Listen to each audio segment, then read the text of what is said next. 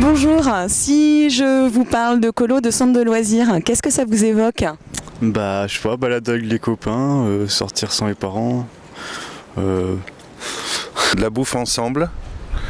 Et puis un premier approche d'indépendance, on va dire. C'est les premières séparations avec les parents. C'est un super moment. L'arrivée des ACM, accueil collectif de mineurs, a quand même été un bouleversement.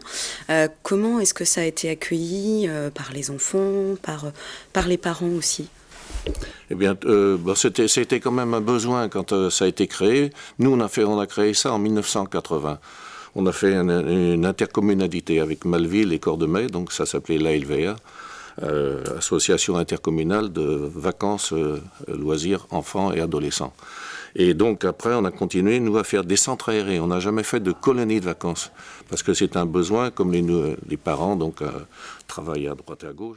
Pour vous, à l'heure d'aujourd'hui, y a-t-il encore un intérêt à militer pour les ACM? Ah bah alors là, je suis une fervente convaincue. Enfin, oui, moi je suis convaincue qu'il faut préserver ces espaces d'accueil-là. Préserver, peut-être les faire évoluer, les adapter à ce qui se passe au niveau de la société, pas perdre certaines valeurs, en retrouver peut-être. Et je suis pas passéiste, hein. Mais oui, je pense que c'est des lieux enfin, indispensables pour l'éducation.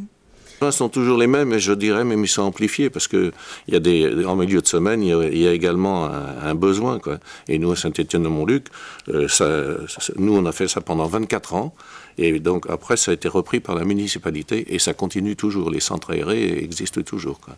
Tout reste vrai, les enfants font des apprentissages dans tous les lieux de vie éducatifs, avec leurs parents, dans les centres de loisirs, à l'école. Tout ce qui va, la rue peut être aussi un lieu d'éducation. Enfin, après, bon voilà, il se passe des choses, mais j'ai jamais pensé l'éducation au regard des enfants et des adolescents en termes de séparation. J'ai toujours pensé que ça rentrait dans l'éducation globale et que ce qu'on pouvait expérimenter en centre de loisirs, on le transposait à l'école, et réciproquement, des compétences de l'école pouvaient aussi être mises en exergue dans les centres de loisirs. Je parle surtout de centres de loisirs parce que c'est surtout là où je suis intervenue. Vacances, plaisir, autonomie.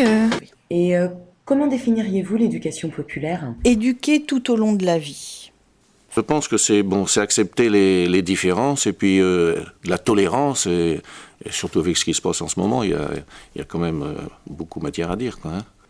Enfin, c'est bien le rôle des mouvements d'éducation populaire que de mettre en œuvre dans la société des espaces où les enfants et les jeunes vont apprendre de vivre ensemble. Et en même temps, la sociabilité, quoi. Et je trouve que c'est extraordinaire quand on est rappelé sur nos valeurs par les enfants. Est-ce que l'éducation populaire y a encore sa place? Ben, pour moi, elle a toute sa place. Sentez-vous qu'il y a une évolution, que ce soit dans la mise en forme, mise en place des valeurs? C'était plus proche de la nature. On faisait de la marche à pied, du sport. Vous voyez, c'était plus orienté sur le physique, quoi, hein.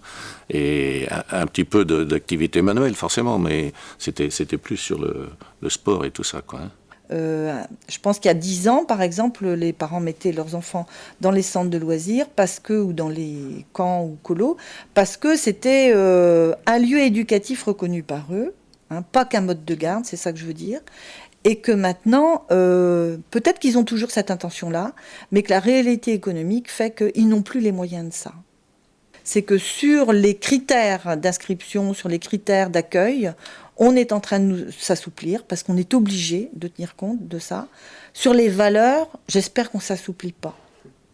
Enfin, j'espère qu'on tient le cap d'apprendre à vivre en société. De former des citoyens, en fait, hein. Bah, faut que ça perdure. Faut que ça perdure parce que c'est des lieux de vie extraordinaires.